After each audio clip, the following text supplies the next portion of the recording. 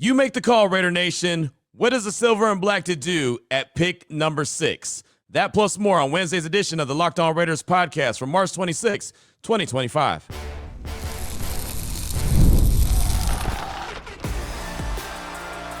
You are Locked On Raiders, your daily Las Vegas Raiders podcast. Part of the Locked On Podcast Network, your team every day. And welcome in, Raider Nation, to another edition of the Locked On Raiders podcast. Thank you so much for making the show your first listen of the day. We definitely appreciate you, whether you're catching the show wherever you find your favorite podcast or you're checking us out by way of the YouTube page. You know, either way, it's awesome. The show continues to grow each and every day. That's because of your support and the word of mouth. That's also a big deal. The fact that you suggest the show to others is a big deal as well. So we definitely appreciate the kind words. We appreciate the way that the show grows. And, of course, my man Ari does a great job behind the scenes, making sure we look good and sound good by way of the YouTube page each and every day. Over 16,000 subscriptions and climbing, so that's awesome. So again, like I said, we don't take that for granted. So we want to shout out to Ari at Ari Produces. He's on Twitter. You can find me as well at your boy Q254. And if you want to be a part of the show, as many of you do, 707-654-4693. And as you can imagine, since we were talking all things draft on Tuesday's show, you can imagine that there's a lot of feedback to get to, a lot of calls, a lot of texts, a lot of suggestions. As again, you make the call. What do the Raiders do at 6? Talk about realistic options there. I posed the question on Tuesday, threw out a few names, got a ton of response. We'll get to as much as possible as we close out the show in segment number 3. Segment number 2, well, we'll start to go over some of those options. Also presented those options to my guy, John McClain, who's been covering the NFL for a very long time. Thought he had some really good words of advice for the Raiders at number 6. Also, a player that's name is climbing, a player that I've talked about quite a bit as of late on this show, again, because his name is climbing. It's starting to be talked about a lot more when it comes to being drafted very early. You'll hear from Matt Miller from ESPN, NFL draft analyst, who that is and who he can be in play for, possibly the Raiders at number 6. All that'll be in segment number 2 of today's Locked On Raiders podcast. Here in segment number 1, news and notes of the day.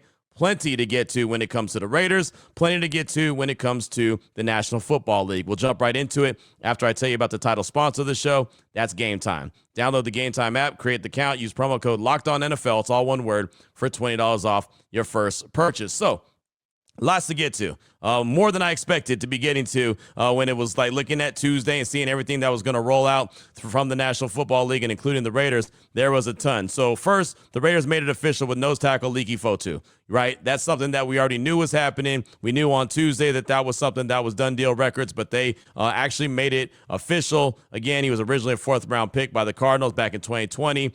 Spent 4 years in Arizona before spending last season with the New York Jets. So Leaky Fotu signed, sealed, and delivered. Official by the Silver and Black. But shortly after that, it was funny. All of a sudden, we get the email from the Raiders, and I thought maybe it was a mistake and that they just sent an extra email out because it came so quickly. It was like, boom, tick, tick, tick, tick, boom.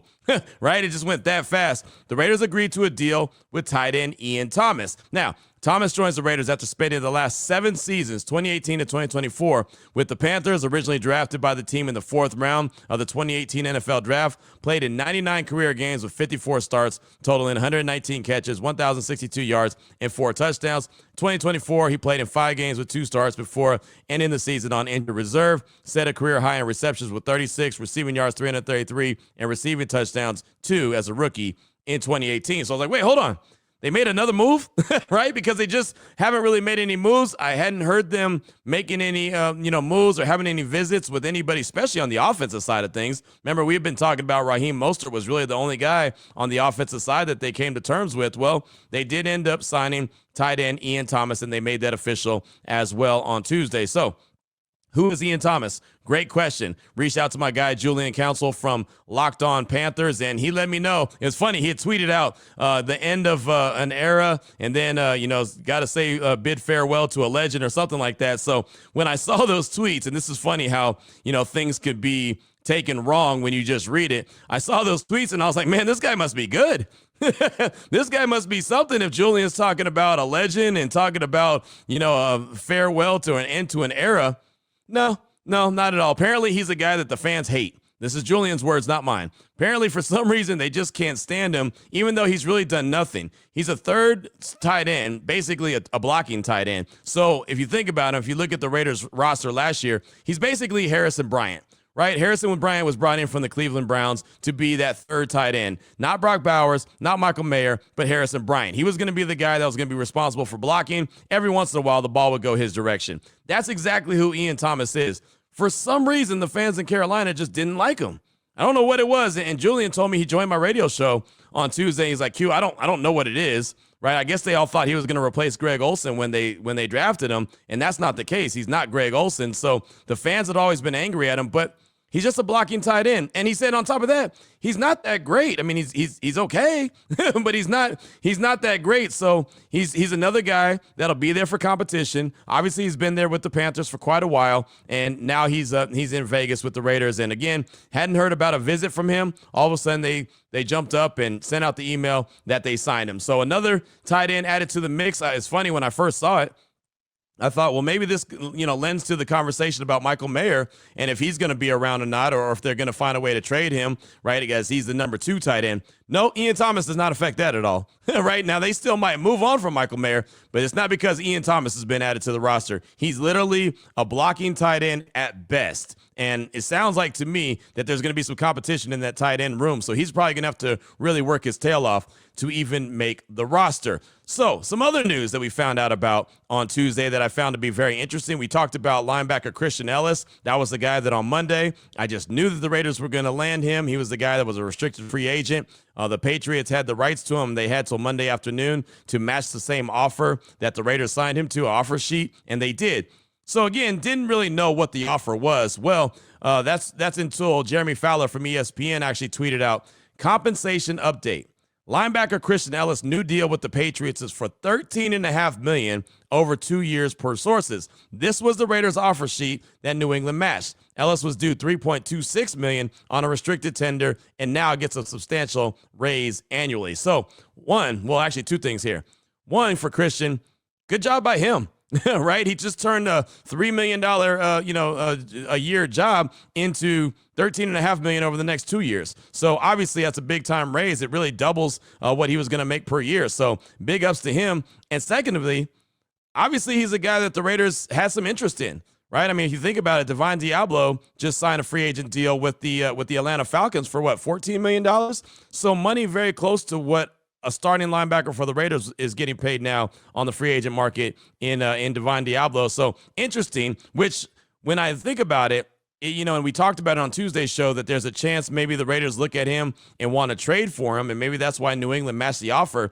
That could still be in play. And if it's a $13.5 million deal, I'm starting to think like, okay, well, maybe that's exactly what they want. They want to sign him to the deal, trade him to the Raiders so he doesn't just walk and they get no compensation. As a restricted free agent, you get no compensation if you leave for another team. That your team, New England, would get no compensation. So I'm thinking maybe they do, in fact, want to trade for him. So that's something to pay attention to. And again, $13.5 million is nothing. It's not funny money, right? It's nothing to shake a stick at. That's something. So, obviously there was some interest there from the Raiders, some real interest in the Raiders. And maybe looking at that kind of offer sheet, maybe that's why the deal for Geno Smith is not done, the extension yet. Maybe they're trying to work on a bunch of other deals and then say, okay, once we get this all hammered out, then we'll get back to you on the extension, but it will get done. That actually makes more sense than it's not going to get done, right? So again, just something to pay attention to. 2 more pieces of news and notes here in segment number 1 of today's Locked On Raiders podcast, and this will affect the draft. And of course, we're going to be talking about the draft coming up in segment number 2. First piece of news was a big one from Adam Schefter from ESPN. He tweets out, the Giants and Super Bowl winning quarterback Russell Wilson reached an agreement today on a 1-year deal worth up to $21 million, including $10.5 million guaranteed. The 10-time Pro Bowl selection had been in discussions with the Giants, Browns, and Steelers, but is opting for New York. Now Wilson is returning there where he won a Super Bowl as a Giants projected starting quarterback in 2025. So that's interesting to me because, one, the Giants hold the number 3 overall pick. Conversation has been that they're going to be in play for a quarterback there. I believe it was Shedeur Sanders. Also, last Friday, Jameis Winston signed with the New York Giants. So now I'm wondering, well, is quarterback still in play? Do they think that they can't get a quarterback at number 3? Maybe Cleveland, in fact, is going to take Shedeur. We know Cam Ward's going number 1 to Tennessee. The draft really starts at number 2. Maybe Shedeur ends up in Cleveland. Maybe the Giants feel like, yeah, we cannot get to the number 2 spot, so we're going to have to get a quarterback. Or maybe they plan on trading up. I don't know, but it just seems weird to me that they would have Russell Wilson on a 1-year deal, Jameis Winston on a 1-year deal, and then go draft Shedeur Sanders as well. You want to talk about a quarterback room with some personality? Yeah, that's one. Those are some clashing personalities. So that's just something to pay attention to. Again, it feels like it's going to have a big effect on what could happen in the draft, the first round coming up in April. Then also another Shefty tweet. Free agent wide receiver Stephon Diggs reached an agreement on a 3-year, $69 million deal, including $26 million guaranteed with the Patriots. The Patriots are spending money, right? Money, money, money, money. That's what they're doing. They're spending a whole lot of money during free agency. And we talk about it all the time. Just because you spend a lot of money in free agency, you spend a lot of money in March, you win the offseason, you win the free agency period, doesn't mean that you're going to be winning in September and October and November when it matters. Most times than not, you really don't. But they're throwing every dime that they have at a bunch of free agents. And landing Stephon Diggs, obviously as a veteran wide receiver, Drake May will have a go-to guy there, but I didn't think he was going to be getting a deal like that. I mean, we had talked about him as a potential for the Raiders, maybe on a 1-year deal, especially coming off the torn ACL that he suffered while in Houston. I thought, okay, it might get a 1-year deal. Him, Amari Cooper, right? Keenan Allen's out there. Tyler Lockett's out there. One of those 4 guys. I didn't think he was going to be getting a 3-year, $69 million deal, including $26 million guaranteed. I did not see that coming. So I guess my bad, right? I didn't think that that's what it was, but it is what it is. So we'll see what happens now because the Patriots hold the number 4 overall spot. And I've talked about Travis Hunter being a guy that could land there, being a cornerback and a wide receiver. Maybe that's still the case. I don't know, but it feels like that could have some type of impact, maybe a slight impact, maybe not a major impact, but have a slight impact on the draft as well. And then my final note, I know I said that I only had 2 left, but one more. Mike Tannenbaum, Mike T, the former GM of the Jets. He works for ESPN. He's actually having his draft conference call today. He's got his latest mock draft out right now. He's got the Raiders taking Ashton Genty at number 6, just like just about everybody else does. But he has his conference call coming up, later on this morning, depending on what time you're listening to this. So based off what he has in that call, we'll probably bring that to the table coming up on tomorrow's show. But that's what I got for you for segment number 1 of today's Locked On Raiders podcast news and notes of the day. Coming up in segment number 2, you make the call. We threw the names out there, the realistic options for the Raiders at 6. We'll go over it, hear some feedback from a couple of professionals, guys that are a lot smarter than me, and continue to compare and contrast as we roll through and think about this Locked On NFL mock draft as we do it each and every year. That's coming up in segment number 2 of today's Locked On Raiders podcast. Before we get to that, though, I do want to tell you about the title sponsor of this show, and that's Gametime. Imagine watching your favorite team live, feeling the energy of the crowd, and witnessing unforgettable moments. There's nothing like experiencing a big game in person. Could you imagine if you were at that Colorado State-Maryland game? Yeah, that one. The one that was a buzzer beater. The one that, helped mess up my bracket a little something. Yeah, that one is the one I'm talking about. Getting tickets shouldn't be stressful. That's where Gametime comes in, making it easier than ever to grab last-minute seats at unbeatable prices. Gametime picks, they make it easier to find better value for tickets to sports, concerts, comedy, theater, and a whole lot more. You can check the Gametime app, and you'll find all the amazing deals all in one spot. Plus, they have the lowest price guarantee, or Gametime will credit you 110% of the difference. My favorite part, you can view the seats before you buy. No surprise fees and a lowest price guarantee. It's all good. You can book with total confidence. So how do you do that? Well, right now you download the Gametime app, create the account, use promo code LOCKEDONNFL. It's all one word for $20 off your first purchase. That's LOCKEDON NFL for $20 off. Locked On NFL, all one word. Download Gametime today. Last minute tickets, lowest price guaranteed. All right, Raider Nation, here we go. Segment number 2 of today's Locked On Raiders podcast. Time to, you make the call. And we'll get plenty of feedback from you, giving your thoughts on what I need to do at the number 6 overall pick in the Locked On NFL Mock Draft 2025, which we do it every single year. It's been a lot of fun. Every single one of the hosts here on the Locked On NFL Podcast Network, we all get together and make the selection for our respective teams. So as it sits right now, the Tennessee Titans are number 1, Browns at 2, Giants at 3, Patriots at 4, Jaguars at 5, and there's the Raiders sitting there at 6. The only thing set in stone right now, as I mentioned on Tuesday's show, Tyler Rowland, host of Locked On Titans, has selected Cam Ward. It's the worst kept secret in the NFL, right? He's the odds-on favorite everywhere. It doesn't matter where you look. He's the odds-on favorite to go number 1, not only number 1 overall, but number 1 overall to Tennessee. So you can lock that in. Now, this is where it gets, a little bit creative and a little bit difficult. And what's going to make it difficult for me to make the decision at number 6 for what the Raiders need to do, I've got to have this turned in by Friday. And again, I can only go as fast as the guys in front of me go. So I'm waiting on the Browns, I'm waiting on the Giants, I'm waiting on the Patriots, and I'm waiting on the Jaguars. But we're supposed to have all this in by Friday. So at some point, we'll do that, and we'll make it happen, and then we'll put it all together, and it'll be a fantastic show. Definitely look forward to that. So with the move for Russell Wilson for the Giants, this is how this impacts, at least I feel like this is how it impacts the draft, right? I think that solidifies Shedeur Sanders is going to go number 2 to the Cleveland Browns, right? I just don't see the Giants having Jameis Winston, having Russell Wilson, and Shedeur Sanders all in the same room. And they still have Tommy DeVito? They still have him, even though they can move on for him. They can put him on the practice squad, whatever. I just can't see them having those 3 quarterbacks in Jameis, Russell, and Shedeur all there if the Giants were to get him at number 3.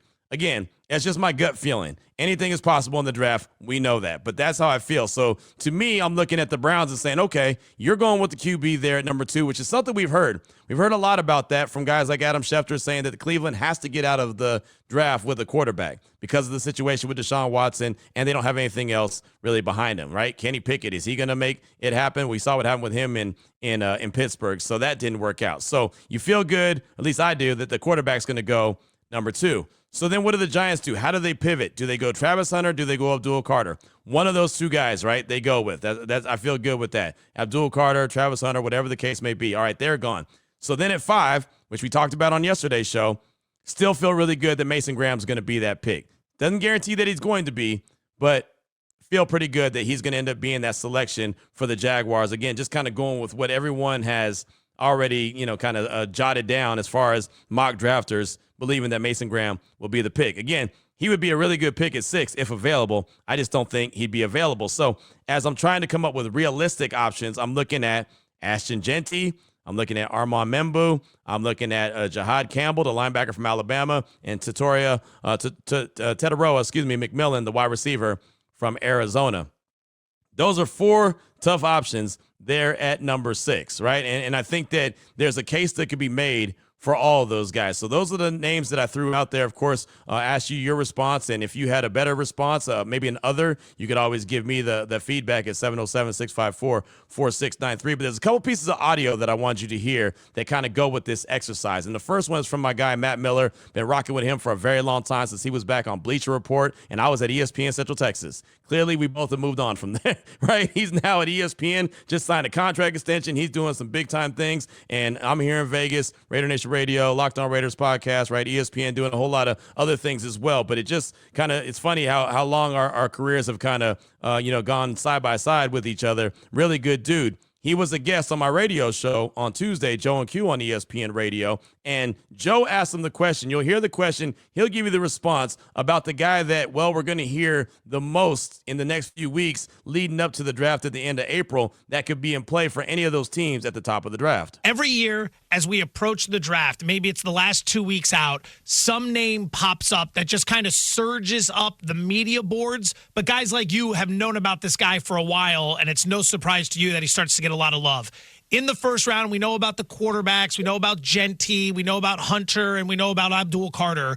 Is there a name that we should just file away as someone that we're going to be hearing a lot of in the 2 weeks building up to the draft? I would say Armand Membo, the tackle from Missouri. I expect right now that he'll be the top offensive lineman drafted. That could be number 4 overall to the New England Patriots. It could be 6 to the Raiders. It could be 7 to the Jets. Like he's not going to have a long wait on Thursday night of the draft. So that would be the name where, coming out of Missouri, like they had a 10-win season. They were good this year, but that's not Georgia, Texas, Ohio State, right? The schools that we're used to talking about early in the draft. But he is one of those names. And I was at the Missouri Pro Day last week.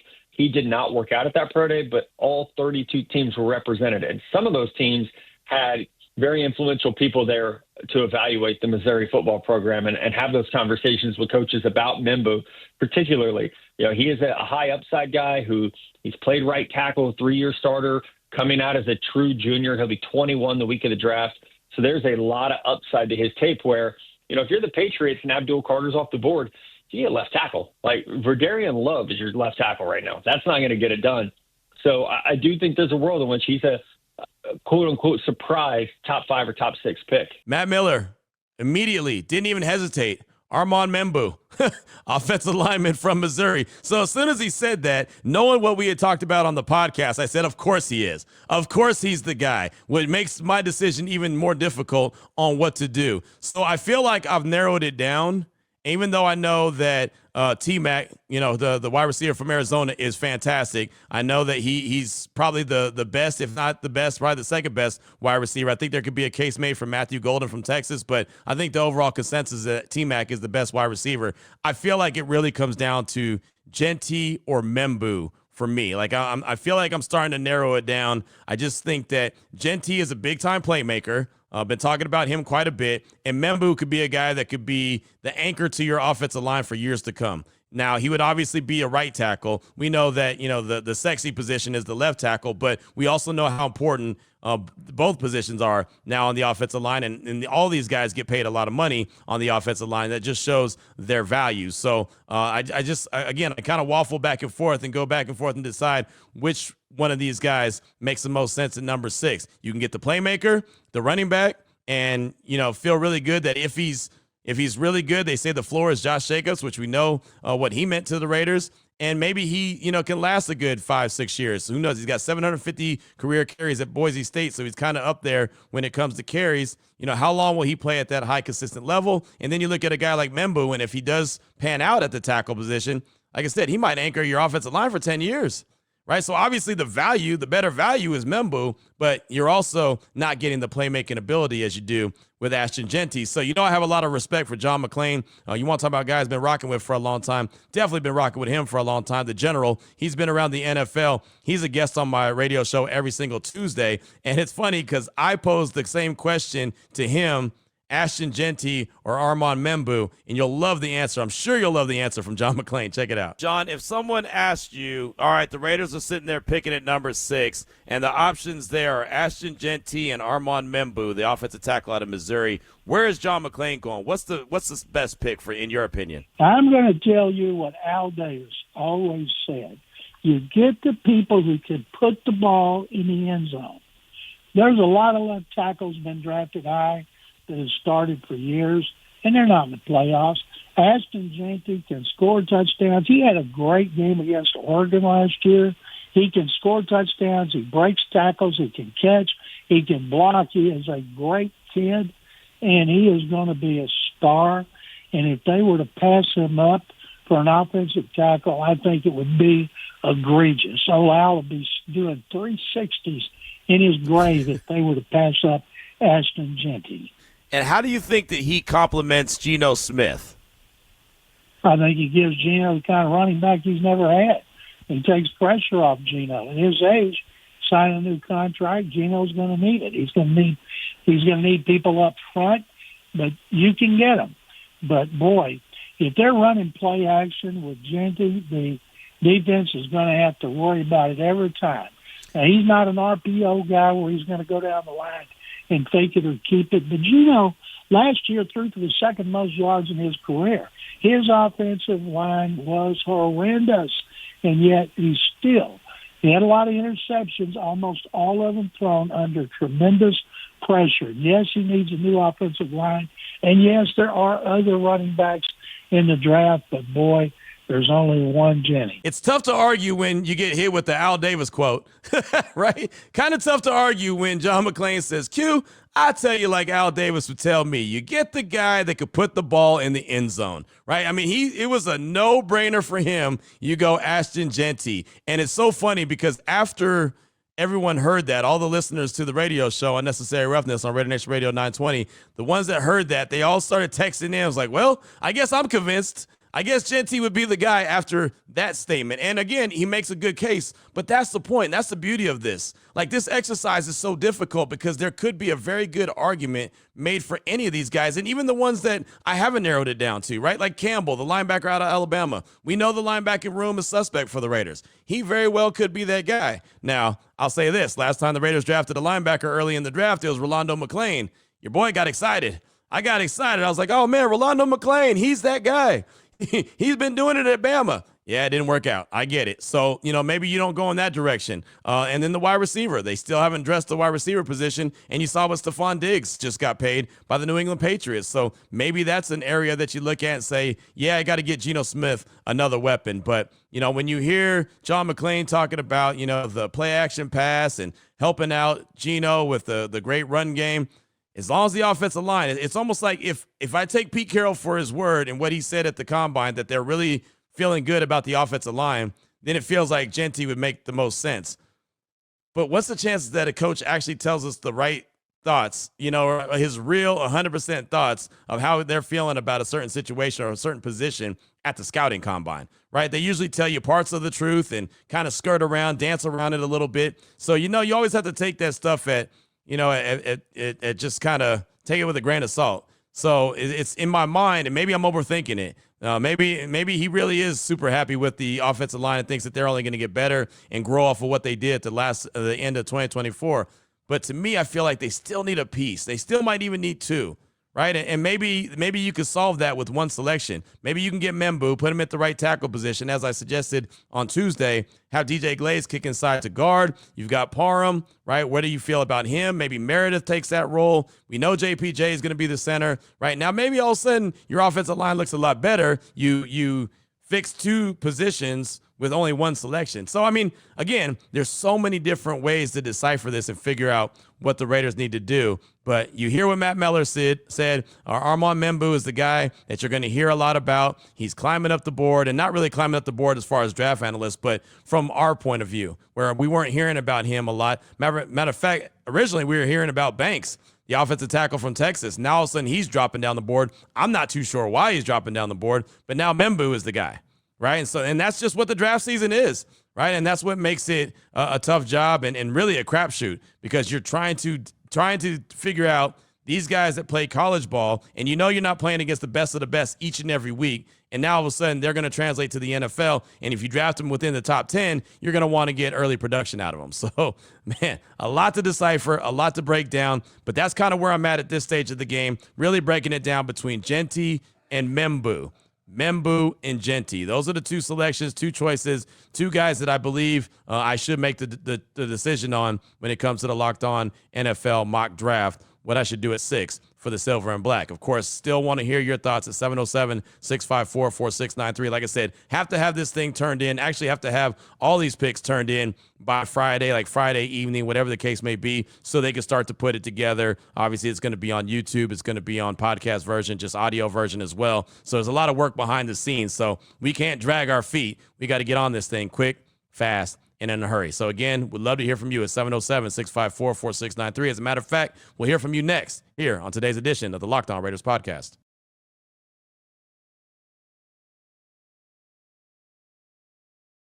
Here we go, Raider Nation. Segment number 3 of today's Locked On Raiders podcast. Your calls and texts, you have that Locked On Raider podcast voicemail line, 707-654-4693. Got a quick call right here from Savannah Raider, calling to voice a complaint. Not really a complaint, but he says a problem. Here he is, Savannah Raider. Q, Savannah Raider here, man, and we got a problem. I don't know if you've done it already and I haven't heard it, but I'm just a little worried. I haven't heard you say Mel Kiper Jr. this year, all right? We're 30 days away from the draft. I need to hear it, all right? I just need to hear it. Have a great day. Raiders. Savannah Raider, thanks for the call, man. I appreciate you. And yeah, the whole Mel Kiper Jr. thing, I kind of graduated from that. Believe it or not, people actually got offended by me saying Mel Kiper Jr., even though he doesn't. He likes it when I say it. He actually laughs, gets a good laugh when I say it. But there was too many times that I heard too many calls and texts about it. So it wasn't that serious. It was never that serious to me. So it's all good. It was fun. I'm glad you appreciated it. I did too. And it's this season, right? So I had to get it in one time for 09, right? That's what Brother Chris would say. Get it in one time for 09. So there you go. Mel Kiper Jr. All right, that's it. I'm done. I'm done. Send all the complaints, any other complaints to Savannah Raider. He'll take them because he likes it. Thanks for the call, though. I definitely appreciate you. Up next, got a text from Raiders LT. Raider LT out of Castro Valley said, laugh a little Monday, Wednesday, and Friday when I'm returning from Hayward Plunge and pass by your old barbershop Gums next to Val's Burger. Do you think there'll be any trade down partners at 6, or is this draft just full of talented players but little separation? Is Genty really a player a team would move up for? Daniel Jeremiah said about this year's draft, few stars but lots of starters. Kind of how I see it. That's Raider LT. Hey, good stuff. First of all, shout out to Gums Barbershop. That was my spot. Talk about Gums all the time. Old Man Gum was my original barber, and then Gigi took over later, and she did a heck of a job. And I'll tell you, man, I have to admit, the last couple times I've been there, so disappointed. Not because they don't cut good hair, because you know they do. But, man, I thought I was going to go in there on a Saturday, and it was going to be packed to the gills, and we were going to get back to old times. We were talking trash and talking sports and having a good time. It was like crickets. And I, walked in there, and I was the only one in there. I was like, wait, what's going on here? This is Gums, man. You just got to get here bright and early to even get in line. And yeah, there was nobody there. Man, times are changing, right? So yeah, that's a good throwback there. Shout out to Gums Barbershop. And I do promise you, when I get back to the Bay, I got Gigi's number, so I'll definitely hit her up and be like, hey, I'm in town. I got to get a cut. So yeah, that's a really good memory. As far as the draft goes, yeah, Daniel Jeremiah said that on his first draft conference call. Not a lot of stars, but a lot of starters. I don't think you're going to see a lot of activity when it comes to trades. I really don't. That could just be me.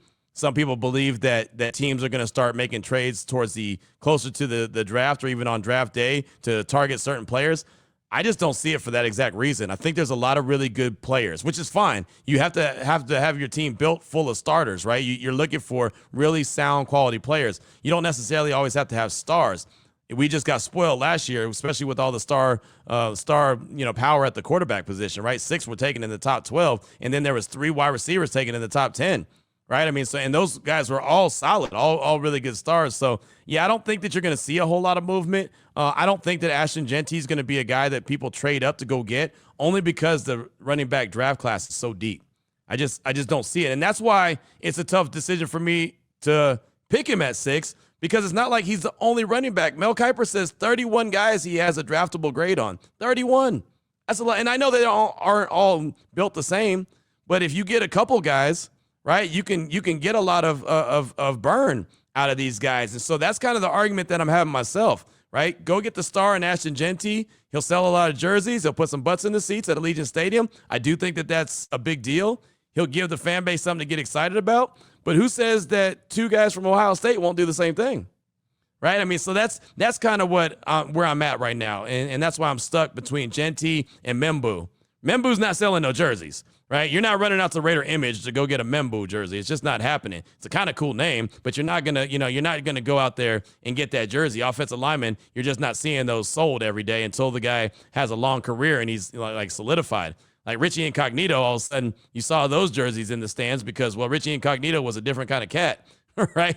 People wore Incognito jerseys because they wanted to be pretty tough. They're like, you know what? I don't want people to mess with me. Let me wear this guy's jersey, right? This means something. It takes a while before you start getting an offensive lineman's jersey. So, yeah, I don't think you'll see a lot of trades, but, Genty should be there at number 6 for the Raiders, obviously, and there should be some other guys that are there that are worthy of the spot. It's just the decision. What's Pete Carroll? What's John Spytek? What are they going to do? But thanks so much for the text. I appreciate you. And again, big shout out to Gums Barbershop there in the Stack in Hayward, California, right next to Val's. Val's is fantastic too. Times have changed there as well, but I'm going to get you a good chocolate malt there. Really good stuff.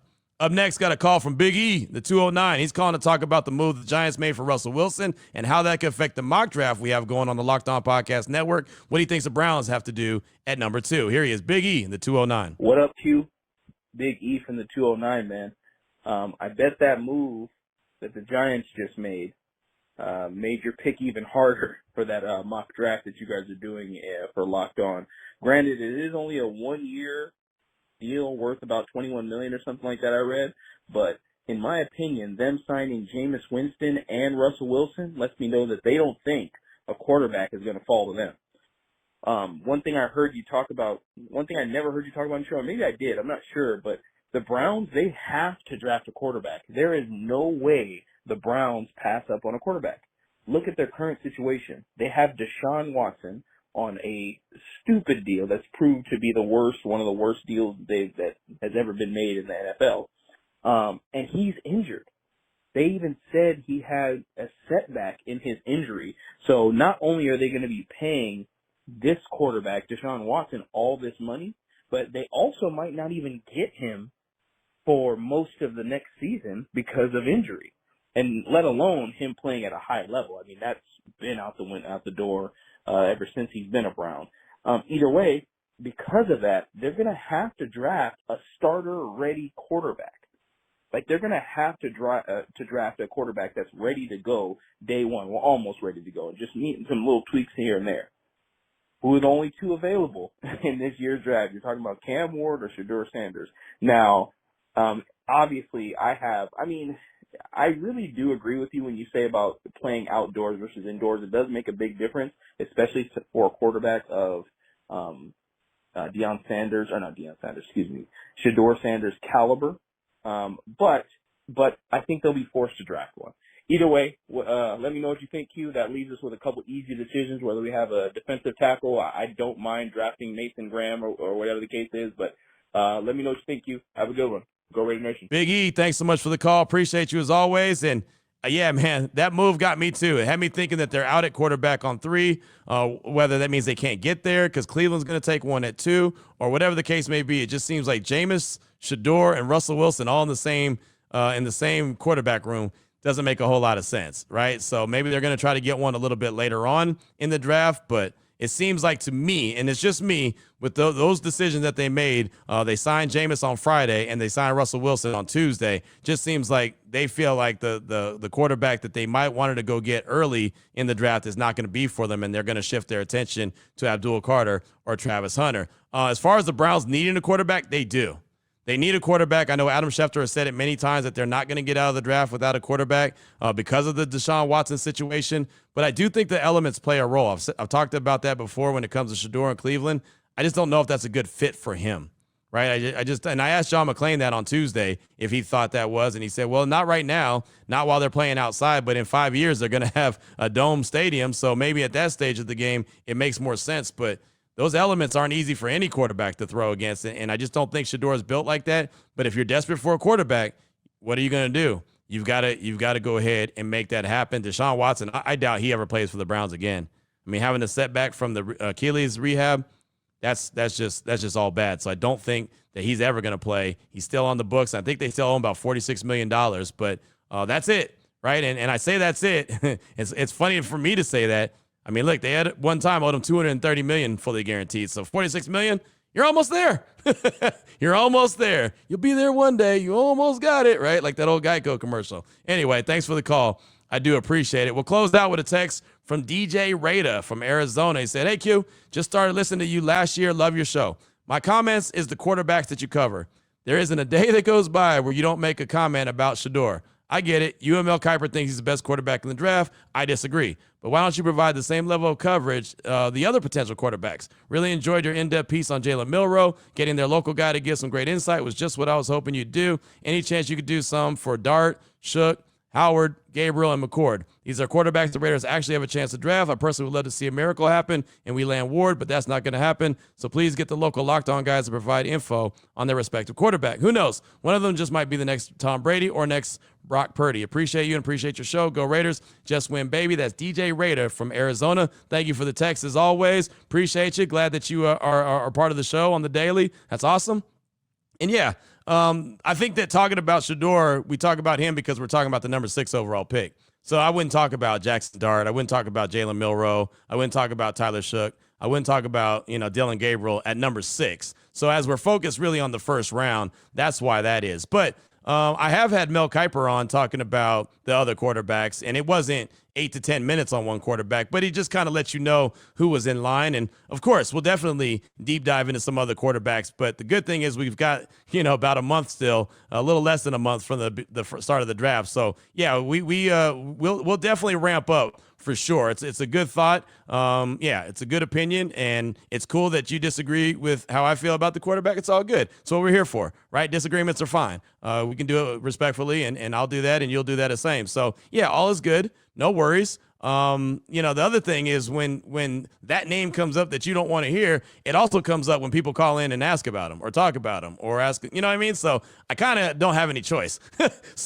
Or when someone gives me my opinion, I kind of have to state it. I can't just say, well, DJ don't want to hear it, so I can't say it. So I don't want to do that. So I'm kind of in one of those positions. But as long as we're focused in on the first round, that's why, as of late especially, his name has come up. But the good thing is I'm not even associating him with the Raiders. I'm associating him with either the Browns or the Giants. So there's that as we're going through the Locked On NFL mock draft. But definitely appreciate the text, man. Really good stuff. And like I said, thanks so much for being a part of the show. Great suggestions. Raider Ricky in Virginia, got a call from him. I got a text from Ant Dog, Eddie S in the 323, and Raider Jason in the 304. We'll get all that tomorrow. Matter of fact, we'll get some in-depth sound on Quinn Ewers. How about that? That's another quarterback. That's probably a third, fourth round pick guy. We'll get some in-depth thoughts on him as well on the show. We'll continue to talk about the Locked On NFL mock draft, news and notes that could shift the draft. We'll get to as well, whatever it might bring us. Like, we don't exactly know what every day is going to bring us, but we'll definitely, keep the party rolling. Electric Circus is what I like to call. We'll continue to do that here each and every day on the Locked On Raiders podcast. So until tomorrow, Raider Nation, take care of yourself, take care of your family, love on your family. Most importantly, as always, just win, baby.